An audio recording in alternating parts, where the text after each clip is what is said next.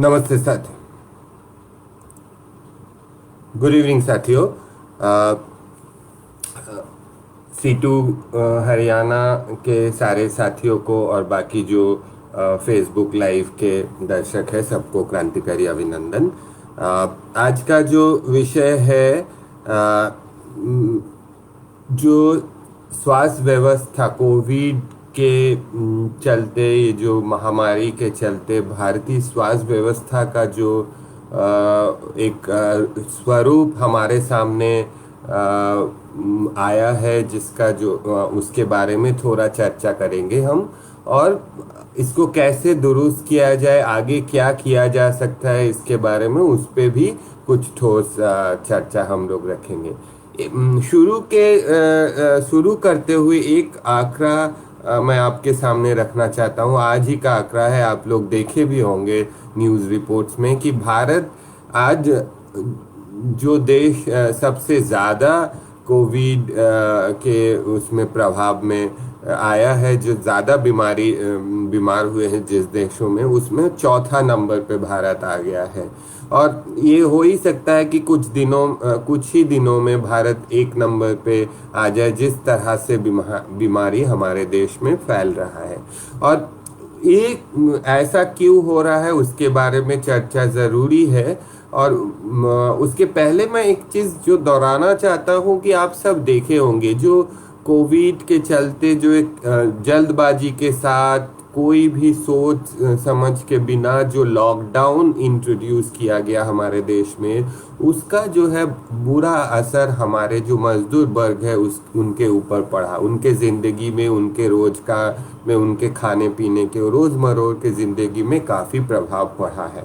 हम लोग ये सब देखे हैं। ये जो चित्र आपके सामने रखे हैं, ये सब आप भले अच्छे से वाकिफ है इसके बारे में। हम लोग एक आंकड़ा आपके सामने रखना चाहते हैं। ये जो पूरा लॉकडाउन हुआ 70-75 दिन का, इसके चलते जो है बहुत लोग बोले हैं कि जो मजदूर वर्ग है इनके ऊपर बुरा असर पड़ा। और जो खास करके जो माइग्रेंट वर्कर्स थे, एक शहर से दूसरे शहर में जाते हैं, जो एक गांव से दूसरे शहर में जाते हैं या एक राज्य से दूसरे राज्य पे काम के तलाश में जाते हैं, जो ऐसे लोग हैं उन लोगों में ज़्यादा असर पड़ा। तो हम लोग एक कोशिश किए एक डेटा के साथ ये पता करने कि जो कितने लोग प्रभावित हुए, किन का जीवन जिंदगी के स्तर पे कोविड का प्रभाव पड़ा। तो हमारा एस्टीमेट ये दिखाता है कि करीब 40 करोड़ जो लोग हैं इस देश की जनता, वो इस लॉकडाउन के चलते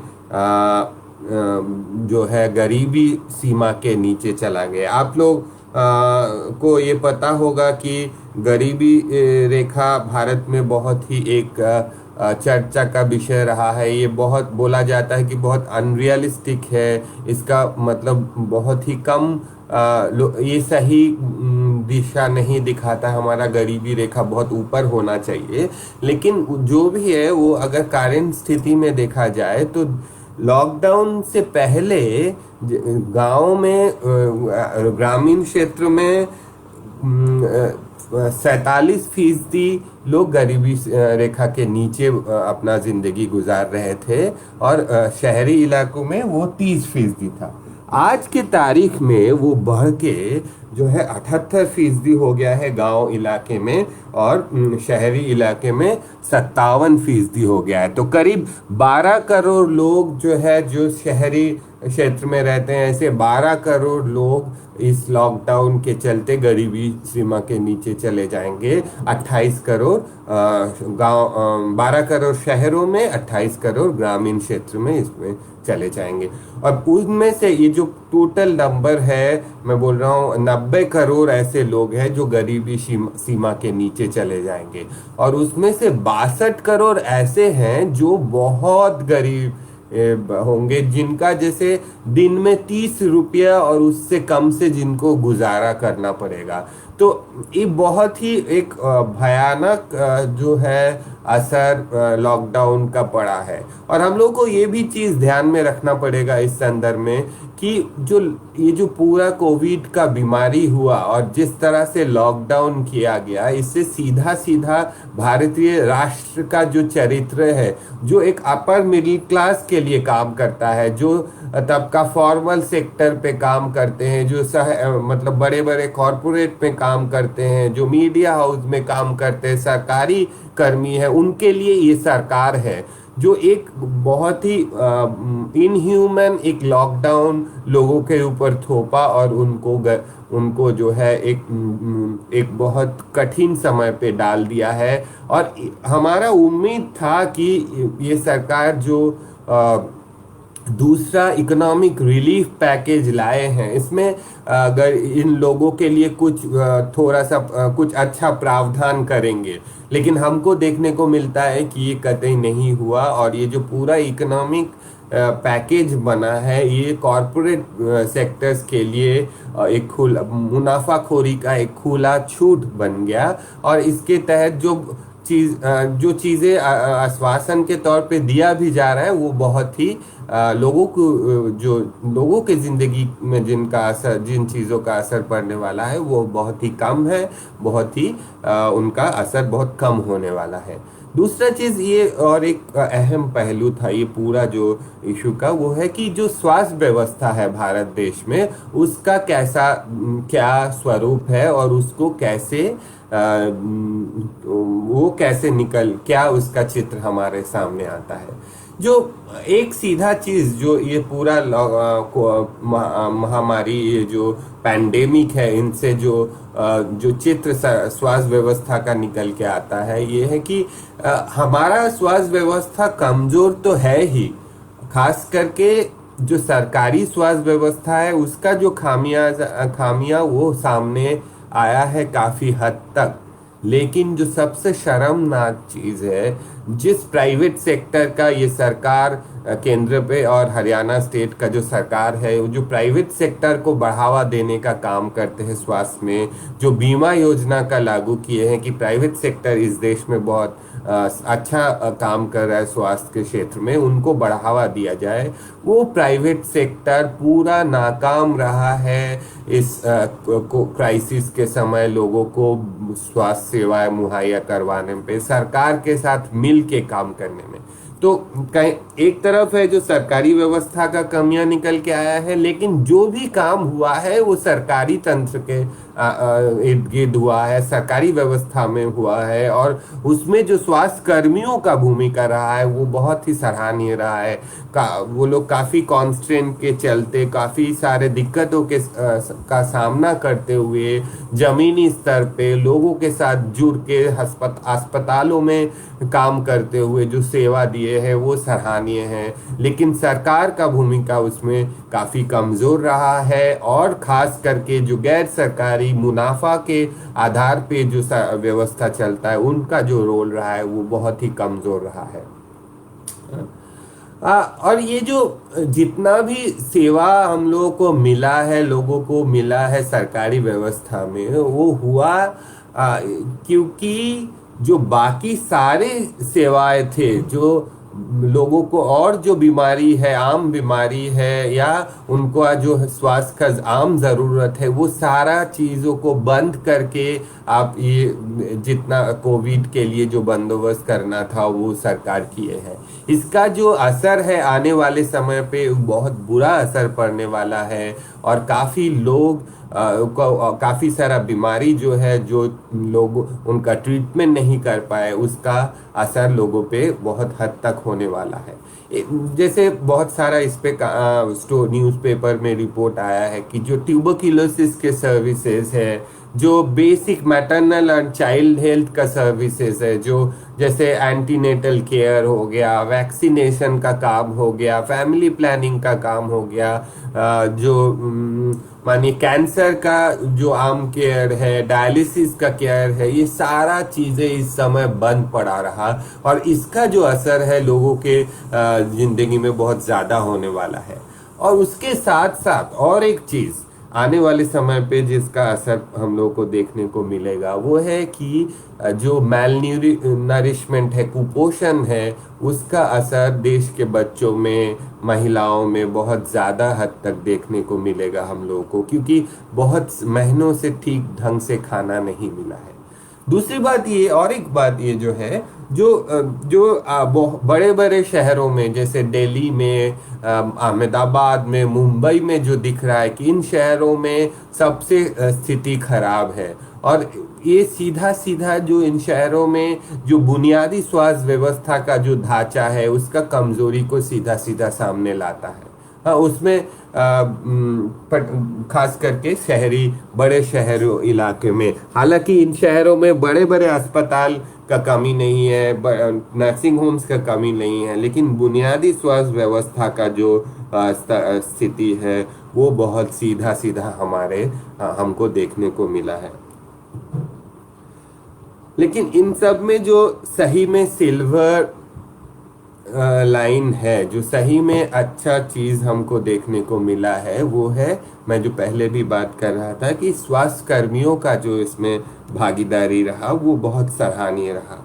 कई बार ये भी हुआ है कि उनके पास सही इक्विपमेंट नहीं थे, उनके पास जो प्रोटेक्टिव गियर्स होने चाहिए थे वो नहीं थे, उनके पास जो बेसिकली उनको बहुत दिनों तक लगातार काम करना पड़ा है, काफ़ी जो है वैकेंसीज है सरकारी गैर सरकारी व्यवस्था में, तब भी उनको अपना काम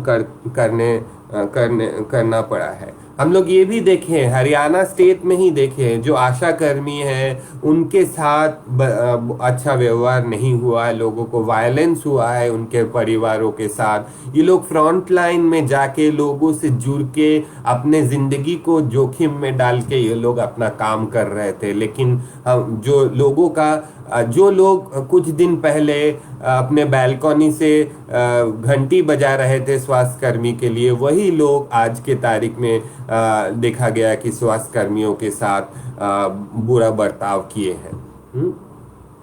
ये लोग तो ये सारे चीजें, और खास करके इनका विक्टिम रहे हैं जो जमीनी स्वास्थ्य कर्मी होते हैं, जो एएनएम्स होते हैं, आशा वर्कर्स होते हैं, जो नर्सेज होते हैं, जिनका एक बड़ा तबका महिला है, ये और उनके ऊपर डिस्क्रिमिनेशन का घटनाएं बहुत ज़्यादा हुआ है, जो बहुत ही शर्मनाक चीज़ है। और हमारा जो स्वास्थ्य व्यवस्था है वो, और यह जो पुलिस स्टेट है वो उन लोगों को, उन महिलाओं को प्रोटेक्शन देने पे नाकामयाब रहे, उनको सही ढंग से सारा जो सुविधा मुहैया करवाना था वो नहीं कर पाए। अच्छा, जब ये पूरा लॉकडाउन का कहानी शुरू हुआ या उसके पहले, जब पैंडेमिक का शुरुआती दौर पे हमारे जो नीति आयोग के दिग्गज है वो लोग बोले थे कि भारत में प्राइवेट सेक्टर बहुत बढ़िया काम कर रहे हैं, हम लोग क्या करेंगे कि ये जो प्रधानमंत्री स्वास्थ्य बीमा योजना है इसके तहत प्राइवेट सेक्टर को कोविड का ट्रीटमेंट करने के लिए बोलेंगे, तो 14-15 हजार प्राइवेट सेक्टर हॉस्पिटल्स है, नर्सिंग होम्स है, वो लोग आराम से सारा काम कर लेंगे, कोई दिक्कत ही नहीं होगा। अब ये हुआ भी कि कोविड के समय पीएमजेवाई के तहत कोविड ट्रीटमेंट को भी उसमें लाया गया। लेकिन क्या हुआ, इस दौरान हम लोग देखे कि पीएमजेवाई का जो पूरा ढांचा है ठप हो गया। उन पीएमजेवाई के थ्रू ना कोविड ट्रीटमेंट हुआ, ना बाकी ट्रीटमेंट भी हो पाया, क्योंकि प्राइवेट सेक्टर हॉस्पिटल जिस तरह से इस नेशनल जो जाति एक क्राइसिस था इसमें जिस तरह से भागीदारी उनका होना चाहिए था वो कतई नहीं किए।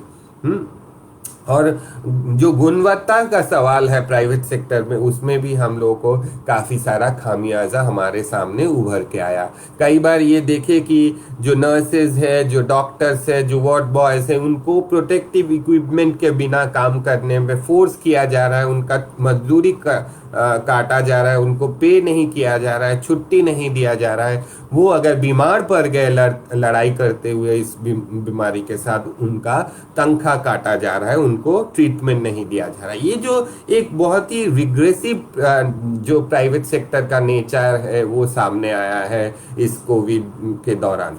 और एक अहम चीज़, बहुत सारे अननेसेसरी टेस्ट ये लोग कर रहे हैं। एक जो ये है कि कोविड में बहुत सारे ऐसे लोग होते हैं जो जिनका जो एसिम्टोमेटिक होता है, जो जिनमें बीमारी का लक्षण नहीं दिखते हैं, लेकिन वो लोग वायरस को फैलाते भी नहीं, ऐसा WHO का मानना है, जो काफी हद तक सही भी हो सकता है कि प्राइवेट सेक्टर। लेकिन जो लोग डरे हुए हैं, जो अगर एक बीमार है तो उनके इर्द गिर्द आसपास जो लोग हैं जो डरे हुए हैं, उनको प्राइवेट सेक्टर क्या कर रहे हैं कि जबरदस्ती टेस्ट करवा रहे हैं, उनसे बहुत ज्यादा पैसा ले रहे हैं।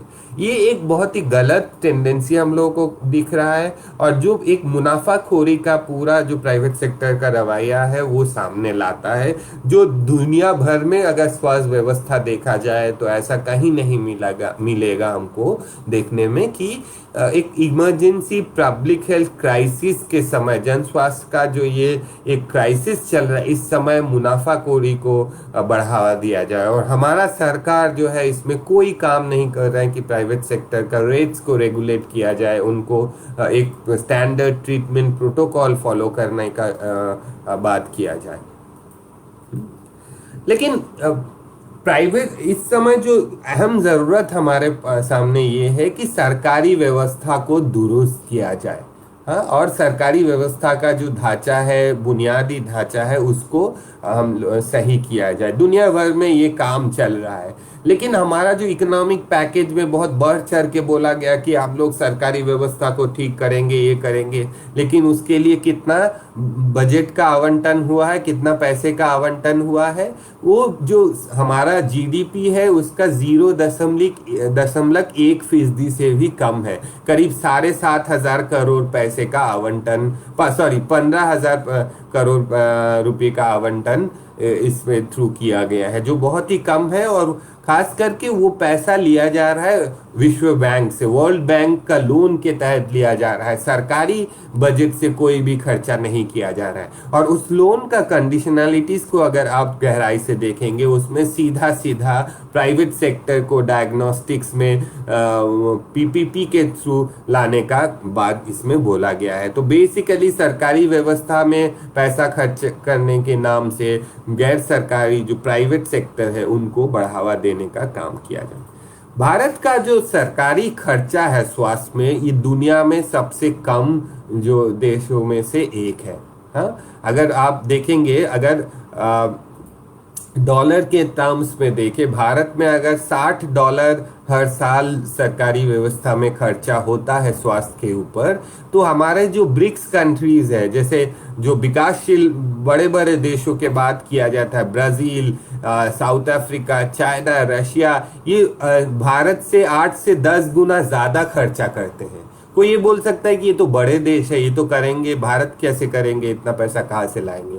तो भाई साहब, आपके जो नेबरिंग कंट्रीज है, जैसे श्रीलंका है, जैसे भूटान है, जैसे थाईलैंड है, जैसे मलेशिया है, जैसे वियतनाम है, इनके साथ भारत का तुलना कीजिए, ये लोग भी कम से कम 3 गुना खर्चा करते हैं। 2 से 3 से 4% जीडीपी का खर्चा ये सब ये सब स्टेट्स करते हैं। अगर ऐसा नहीं करेंगे, अगर स्वास्थ्य में सरकारी खर्चा को नहीं बढ़ाएंगे, तो जो असर होने वाला है वो लोगों के आम जिंदगी में सीधा सीधा पड़ेगा, क्योंकि उनको फिर पैसा अपने जेब से खर्चा करना पड़ेगा। हर साल भारत में 50 मिलियन 5 करोड़ के आसपास लोग गरीबी सीमा के नीचे चले जाते हैं, क्योंकि उनको अपने जेब से जेब से स्वास्थ्य के लिए खर्चा करना पड़ता है। और दुनिया भर में ये देखा गया है, जहां पर भी सरकारी खर्चा बढ़ा है, लोगों को जेब से नहीं खर्चा करना पड़ा है, और लोगों को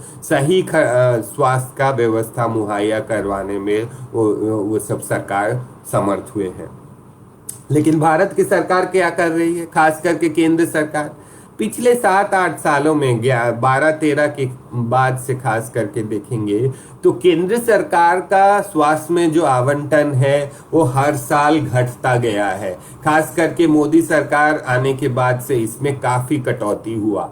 जबकि राज्य सरकार धीरे धीरे थोड़ा थोड़ा बढ़ा रहे थे, लेकिन केंद्र सरकार का बजट का जो है खर्चा स्वास्थ्य में वो एक समय 15-16 के समय 0.23% हो गया, जो 90 दशक में जितना हुआ करता था उससे भी कम हो गया था उस दौरान। हाँ, ये बहुत ही शर्मनाक चीज है और आज के तारीख में जरूरत है कि इसको दुरुस्त किया जाए और केंद्र सरकार को इसमें लीड लेने का जरूरत है और सरकारी स्वास्थ्य में खर्चा बढ़ाना बहुत जरूरी है। लेकिन कहाँ खर्चा करेंगे? एक चीज और जो हमको पता है कि जो जातीय स्वास्थ्य मिशन है, जिसके तहत ग्रामीण क्षेत्र में और सरकारी और शहरी क्षेत्र में जो बुनियादी स्वास्थ्य व्यवस्था का ढांचा को सुदृढ़ करने का काम होना था, वो कैसे हो रहा है?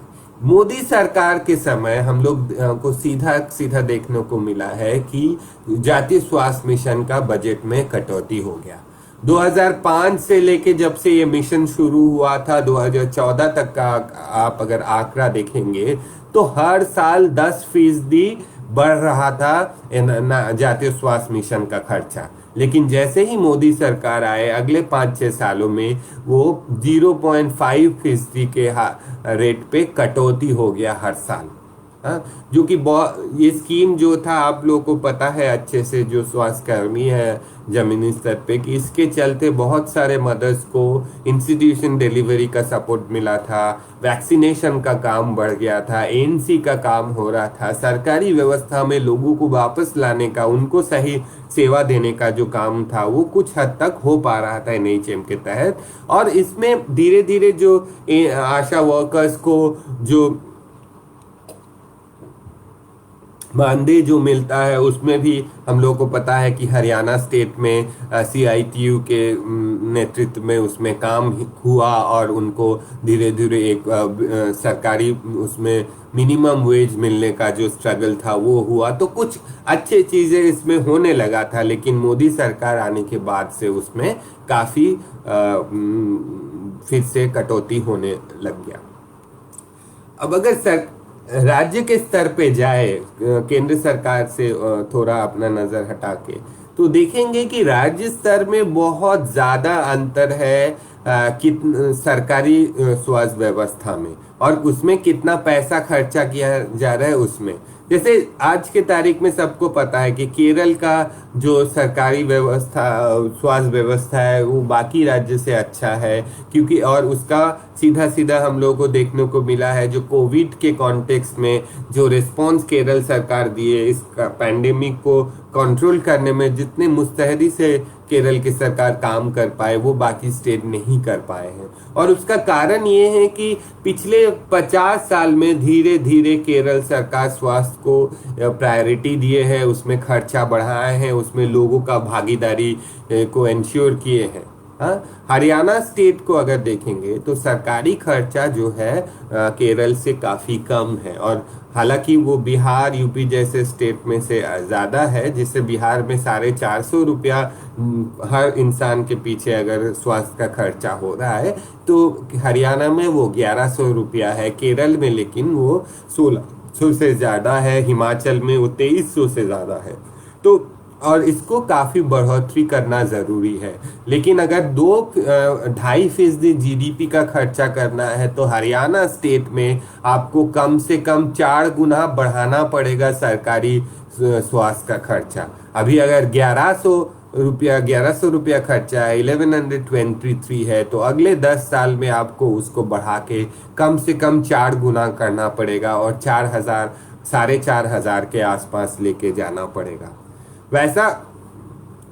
लेकिन सिर्फ पैसा खर्चा करने से होगा नहीं, उस खर्चे से क्या करना पड़ेगा, उसमें बहुत सारे चीजें हम लोग को करना चाहिए। एक जो अहम मुद्दा है कि जो क्यूरेटिव हेल्थ केयर है, जो अस्पताल है, जो प्राइमरी हेल्थ सेंटर है, उसको ठीक करना जरूरी है। उसका एक सीधा सिंपल जो आंकड़ा होता है कि कितने बेड्स है सरकार के पास हर 1 लाख लोगों के पीछे। अगर वो आंकड़ा देखेंगे तो जैसे दिल्ली, महाराष्ट्र, केरल में 108 से 150 बेड्स है, हरियाणा स्टेट में केवल 29 बेड है हर लाख लोगों के पीछे।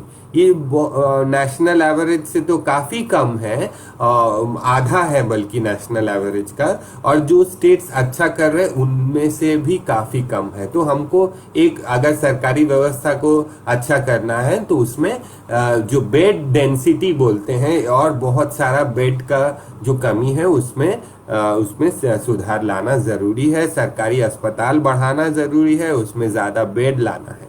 लेकिन उसके साथ साथ ये भी देखना पड़ेगा कि हर गांव में स्वास्थ्य का व्यवस्था है। हरियाणा स्टेट में देश आधा से ज्यादा गांव में कोई स्वास्थ्य सेवा उपलब्ध ही नहीं है, जो कि केरल में 100% गांव में स्वास्थ्य सेवाएं उपलब्ध है। ये अगर चीजें नहीं दुरुस्त किया जाएगा तो जो है सरकारी स्वास्थ्य व्यवस्था को ठीक से लोगों तक नहीं पहुंचा पाएंगे। इसके साथ साथ ये तो क्यूरेटिव हेल्थ केयर का बात हुआ, लेकिन उसके साथ साथ जो प्रिवेंटिव और पब्लिक हेल्थ एक्शंस है, जो बुनियादी स्वास्थ्य का इश्यूज है, जो लोगों तक स्वास्थ्य सेवा पहुंचाने की बात होता है, उसमें काफी हद तक उसमें दुरुस्त करना, उसमें काम करने का बहुत ज्यादा प्रावधान है। जैसे बहुत सारे राज्यों में पिछले 20 सालों में, खास करके एनआरएचएम आने के बाद से थोड़ा सा सुधार तो हुआ है, लेकिन बहुत सारे एक मैटरनल चाइल्ड हेल्थ के बाहर जो एएनसी है, वैक्सीनेशन है, या कुछ गिने चुने सेवाओं के बाहर ज्यादातर जो पब्लिक हेल्थ और प्रिवेंटिव एक्शंस है उसमें कोई काम नहीं हुआ है। बहुत सारा जो स्वास्थ्य कर्मी जो घर घर जाके स्वास्थ्य सेवा उपलब्ध करवाते हैं उसमें काफी सारा कमियां हम लोगों को देखने को मिलता है। और इसमें कम्युनिटीज का जो रोल होता है, लोगों के साथ जुड़ के काम करने का जो बात होता है, उसमें भी काफी हद तक हम लोगों को खामियाजा देश भर में देखने को मिलता है। केरल में जो सक्सेस हुआ है पिछले इस समय कोविड के दौरान या पिछले समय भी, उसका एक बड़ा कारण है कि जो पंचायती राज इंस्टीट्यूशंस है, जो ग्रामीण स्वास्थ्य व्यवस्था है, जो कम्युनिटी, उसमें कम्युनिटीज का एक बड़ा हिस्सा रहता है, रोल रहता है। कम्युनिटीज को इन्वॉल्व करके केरल सरकार जो कांटेक्ट ट्रेसिंग का काम किए हैं, जो बातों को लोगों तक लेके जाने का काम है, वो अच्छा से किए हैं पिछले काफी सालों से, और उसका असर आज के तारीख में देखने को मिल रहा है हमारे। इसके साथ साथ एक और चीज हम लोग को देखने को मिला इस पूरा कोविड पैंडेमिक के चलते, जो है हमारा रिस्पॉन्स जो आज इतना कमजोर है, उसका कारण ये हुआ कि शुरुआती दौर पे जिस तरह से हमको प्रोटेक्टिव इक्विपमेंट्स चाहिए थे, हमको टेस्टिंग के किट्स चाहिए थे, रिएजेंट चाहिए थे, ताकि जल्दी से टेस्ट करके लोगों को हम लोग आइसोलेट कर पाए जो केसेस है, वो हम लोग इसलिए नहीं कर पाए क्योंकि हमारे देश में ये सब बनता ही नहीं है, और हम लोग को चाइना, कोरिया जैसे दूसरे कंट्रीज के ऊपर डिपेंड करना पड़ा है। अगर हमारे देश में जो मेडिसिन का और इक्विपमेंट का जो प्रोडक्शन कैपेसिटी अच्छा होता, अगर सरकारी व्यवस्था में जो पब्लिक सेक्टर यूनिट्स में ये सब प्रोड्यूस किया जा सकता, तो हमारा जो आज का क्राइसिस है ये काफ़ी हद तक हम लोग एड्रेस कर पाते। जो गिने चुने स्टेट में हम लोगों को अच्छा कुछ देखने को मिला है, जैसे तमिलनाडु में, केरल में, क्योंकि उनके अपने पीएसयू से वो लोग पीपीई प्रोड्यूस किए, वो लोग मास्क प्रोड्यूस कर पाए, वो लोग लैब रिएजेंट्स प्रोड्यूस कर पाए। जबकि ये सब हम लोगों को आज के तारीख में दुरुस्त करना जरूरी है। केंद्र सरकार क्या कर रही है कि वो स्ट्रैटेजिक सेल के तहत बहुत सारे पब्लिक सेक्टर फार्मास्यूटिकल मैन्युफैक्चरिंग जो कंपनीज हैं, जो Rajasthan drugs and pharmaceutical limited है, हिंदुस्तान एरोनॉटिक्स लिमिटेड है, ऐसे जो बीपीसीएल जैसे कंपनी है, इनको बेचने का काम कर रहे हैं। हमको चाहिए, और उसमें जो ट्रेड यूनियंस का भूमिका है उसमें हम लोग को और अच्छे से भागीदारी देना पड़ेगा, और ये सब डिसइन्वेस्टमेंट का काम रोकना पड़ेगा। हम लोग को फिर से सरकारी पीएसयूज में ड्रग मैन्युफैक्चरिंग का काम को आगे लेके जाना पड़ेगा, दुरुस्त करना पड़ेगा। इसके साथ साथ हम लोग ये भी है कि जो स्वास्थ्य कर्मी हैं उनके लिए एक अच्छा व्यवस्था का ज़रूरत है, उनको परमानेंट रिक्रूटमेंट के तहत लाना ज़रूरी है। हमारा देश में जो है स्वास्थ्यकर्मी का कमी बहुत ज़्यादा है, वैकेंसीज काफ़ी हाई है, लेकिन ऐसा नहीं है लोगों का कमी है। लोग काम करने के लिए तैयार है, लेकिन बहुत सालों से परमानेंट रिक्रूटमेंट पे पूरा उसमें रोक लगाया गया है और रिक्रूटमेंट हुआ ही नहीं है। और वो पूरा काम आशा जैसे वॉलेंटियर्स को दिया जा रहा है और उनको मिनिमम वेज तो दिया ही नहीं जाता है, या अच्छा वेज या रेमुनरेशन का बात ही नहीं होता है। उनको वॉलेंटियर के तहत ट्रीट किया जाता है और बहुत कम पैसे से उनको काम करने में फोर्स किया जाता है। आज का जो ज़रूरत ये है कि सारे जो स्वास्थ्य के अलग अलग पदों में वैकेंसीज है उसको फुलफिल किया जाए, परमानेंट रिक्रूटमेंट के तहत किया जाए और लोगों को कैरियर में अच्छा काम करने का इंसेंटिव दिया जाए ताकि लग के काम करे। आज का जो सही में अगर हम लोग अपने स्वास्थ्य कर्मी के बारे में सचेतन है, उनके बारे में संवेदनशील है, तो हम लोग को चाहिए कि उनको मिनिमम अच्छा सैलरी मिले, परमानेंट रिक्रूटमेंट दिया जाए, उनको कैरियर में प्रोग्रेस करने का मौका दिया जाए। हाँ, एक और पहलू ये है कि रिसर्च एक्टिविटीज़ को ज़्यादा बढ़ावा मिलना चाहिए। लेकिन हमारे देश में अगर देखेंगे तो केंद्र सरकार का जो बजट है हेल्थ रिसर्च में, उसका सिर्फ 3% खर्चा हो पाता है। हाँ, और ज़्यादातर रिसर्च कैसे जो आईसीएमआर है, आईसीएमआर या डिपार्टमेंट ऑफ मेडिकल रिसर्च, उनके तहत जो होना चाहिए उनका बजट में भी बहुत कुछ बढ़ोतरी नहीं हुआ है। और जो जूनोटिक डिजीजेज है, हाँ, वो पूरा जो रिसर्च बजट छोटा है और उसमें जूनोटिक डिजीजेस का बजट और भी छोटा है, सिर्फ 15% है। हम लोगों को चाहिए कि रिसर्च का जो सिस्टम है उसको दुरुस्त किया जाए, राज्य स्तर में, केंद्र स्तर में, वैक्सीन मैन्युफैक्चरिंग से लेके मेडिकल रिसर्च में और इक्विपमेंट के रिसर्च में काफ़ी सारा इन्वेस्टमेंट ज़रूरी है। और जो केंद्र सरकार का रवैया है कि जो प्राइवेट कंसल्टेंसी फर्म के थ्रू रिसर्च करने का जो एक वो ट्रेंड चल रहा है हाल ही के समय पे, उसको बंद करना ज़रूरी है कि क्योंकि ये जो है रिसर्च क्वालिटी में काफ़ी असर पड़ रहा है। और जो सरकार जो लाइन लेने के लिए बोलते हैं, ये एजेंसीज वैसा ही करते हैं। उनके थ्रू ज़्यादा अच्छा क्वालिटी का, गुणवत्ता का जो बुनियादी रिसर्च का काम नहीं हो सकता है, और इसको बंद करना काफ़ी ज़्यादा ज़रूरत हो गया है। ओके। और एक और पहलू जो हम जोड़ना चाहेंगे वो है कि जो डिजीज सर्वेलेंस का सिस्टम होता है, जो बीमारी कहाँ कहाँ फैल रहा है, कैसे हो रहा है, किन में हो रहा है, वो एक नेटवर्क के थ्रू, एक सिस्टम के थ्रू किया जाता है भारत में। वो इंटीग्रेटेड डिजीज सर्वेलेंस प्रोजेक्ट है। आज के तारीख में ज़रूरत था कि हम लोग उस आईडीएसपी को दुरुस्त करें और उस डेटा को यूज़ करके जो डिस्ट्रिक्ट लेवल पे, स्टेट लेवल पे और ज़मीनी स्तर पे कैसे प्लानिंग हो सकता है, उसका काम को अच्छे से इन्फॉर्म करें। लेकिन जब से पैंडेमिक का खबर आने लगा, जो पहला चीज़ केंद्र सरकार किया, आईडीएसपी का डेटा लोगों तक, स्वास्थ्य कर्मियों तक, मैनेजर्स से शेयर करना बंद कर दिया। और ये सिर्फ ये क्या दर्शाता है, एक वीक हेल्थ सिस्टम का नेचर सीधा सीधा सामने आ जाता है।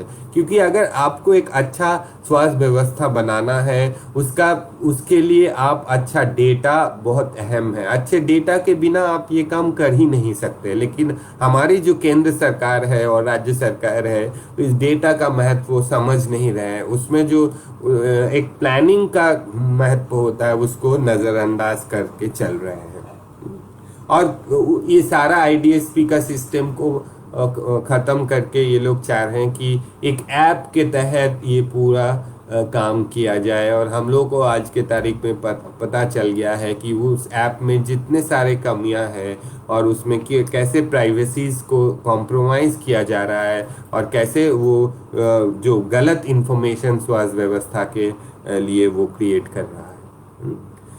अच्छा, इस दौरान ये भी हुआ कि जो न्यूट्रिशन के सेवाएं हैं, जो बच्चों के लिए जो सेवाएं हैं, वो सब काफी ठप कर दिया गया। काफी राज्यों में आईसीडीएस का व्यवस्था को पूरा बंद कर दिया गया। केरल जैसे लोगों के घर तक आईसीडीएस का मिड डे मील का खाना पहुंचाने का काम कर रहे थे, वो बाकी स्टेट नहीं किए। हरियाणा में भी ऐसा नहीं हुआ। इसके चलते एक यूनिसेफ का स्टडी से निकल के आ रहा है कि करीब 3 लाख बच्चे जो है कुपोषण का शिकार होंगे अगले 6 महीने में। इसके चलते ज्यादा जरूरी था कि इस आईसीडीएस व्यवस्था को इस समय और ज्यादा मुस्तैदी के साथ चलाया जाए, यूनिवर्सलाइज किया जाए। लेकिन केंद्र सरकार, खास करके मोदी सरकार जो है, पिछले 5 सालों में आईसीडीएस व्यवस्था को और कमजोर करने का काम बहुत मुस्तैदी से किए हैं और बजट में कटौती किया है, जो आज के तारीख में ज़रूरी है कि उसको फिर से पैसा उसमें निवेश किया जाए।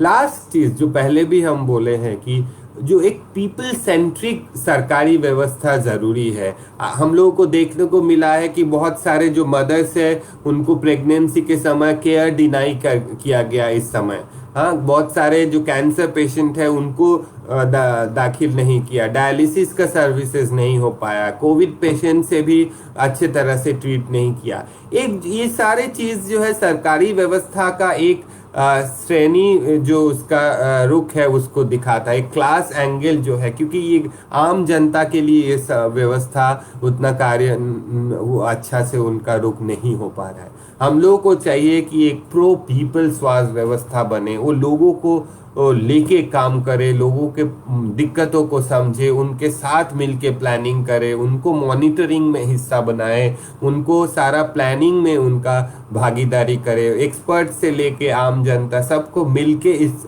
महामारी को, इस बीमारी को रोकना पड़ेगा। ये कोई कुछ डॉक्टर का काम नहीं है या नीति आयोग के एसी चेंबर में बैठ के ये काम नहीं हो सकता है। ये एक जन आंदोलन का रूप लेना पड़ेगा और उसमें सिर्फ स्वास्थ्य कर्मी नहीं, उसमें सिर्फ बाकी स्वास्थ्य व्यवस्था नहीं, उसमें आम लोगों का भागीदारी रहेगा, उसमें ट्रेड यूनियंस का भागीदारी रहना चाहिए, उसमें जो वुमेन्स मूवमेंट्स का भागीदारी होना चाहिए, उसमें वॉलंटियर्स, यूथ का बहुत बड़ा भागीदारी हो सकता है।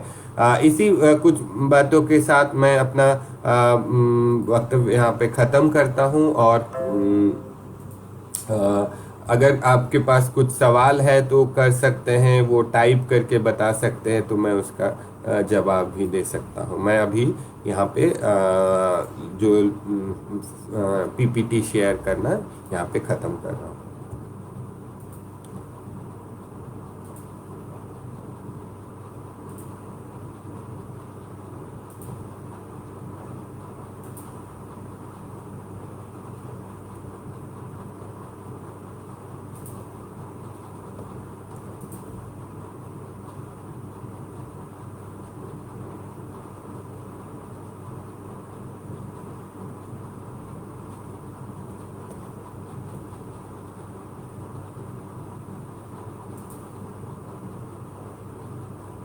कोई सवाल है तो आप रख सकते हैं।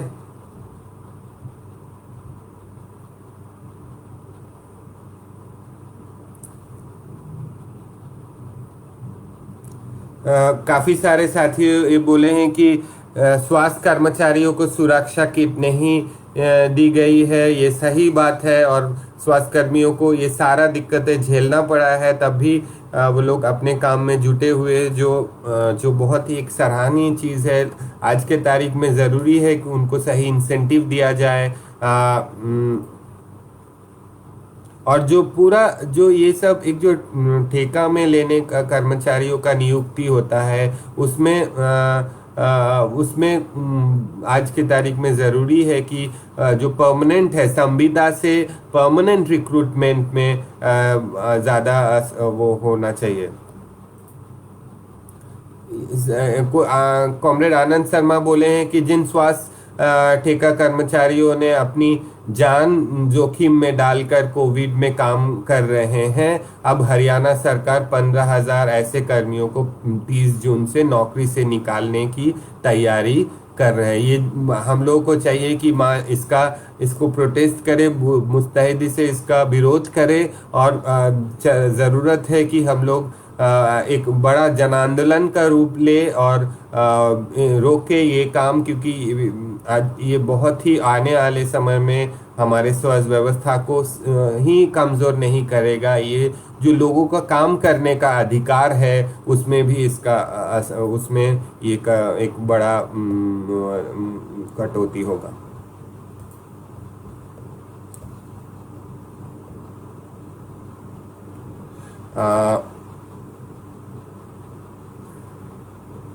साथी बोले हैं कि सरकारी व्यवस्था को दुरुस्त किया जाए और प्राइवेट सेक्टर को बेलगाम जो चल रहा है उसको बंद किया जाए। इसमें बहुत ही अच्छा सवाल है।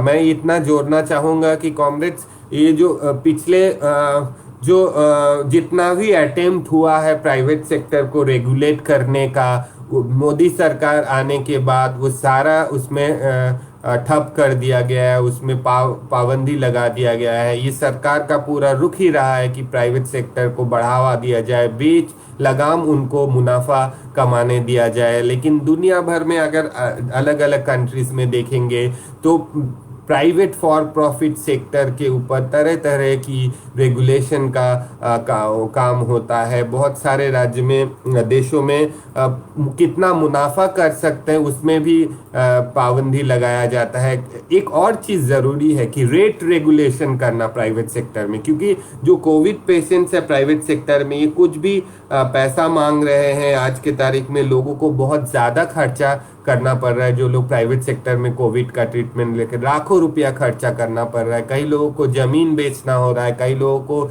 गिरवी रखना पड़ रहा है, अपने चीज़ें इससे करना पड़ रहा है। तो ज़रूरी है कि प्राइवेट सेक्टर का काम को उसमें पाबंदी लगाया जाए। और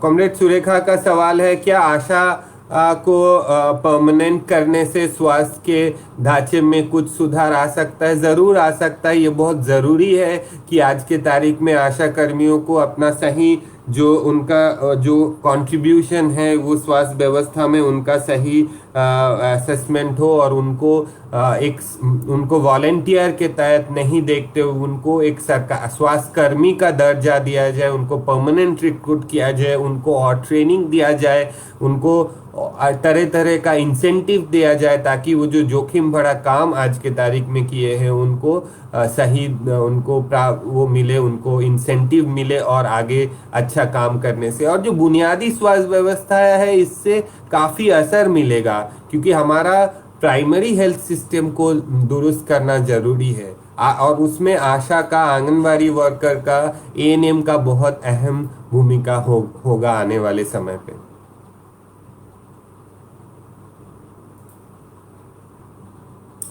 हाँ कॉमरेड, ये जय भगवान ये कमेंट किए हैं कि स्वास्थ्य व्यवस्था का हालात देखे तो लगता है कि सरकार ने लोगों को उनके हाल पर छोड़ दिया है। आपका क्या मानना है? हमको एक्चुअली एक बहुत ही सही आपका टिप्पणी है। बहुत ये दुख के साथ मैं आपसे सहमत हूँ कि आज के तारीख में लगभग ये जो है राज्य केंद्र स्तर में, दिल्ली में भी देखेंगे या दूसरे स्टेट में भी देखेंगे, हरियाणा में काम सरकारी व्यवस्था जो है एकदम कोलैप्स करने के कागार पे है। कुछ भी काम नहीं हो रहा है। ज़रूरी है कि जल्दी से जल्द जो है जितना वैकेंसीज है उनको पूरा किया जाए, और जितना प्रिपरेशन का काम है उसको किया जाए। लोगों के साथ जुड़ के स्वास्थ्य व्यवस्था का जो नया चेहरा है वो सीधा सामने लाया जाए, और लोगों के साथ मिलके इस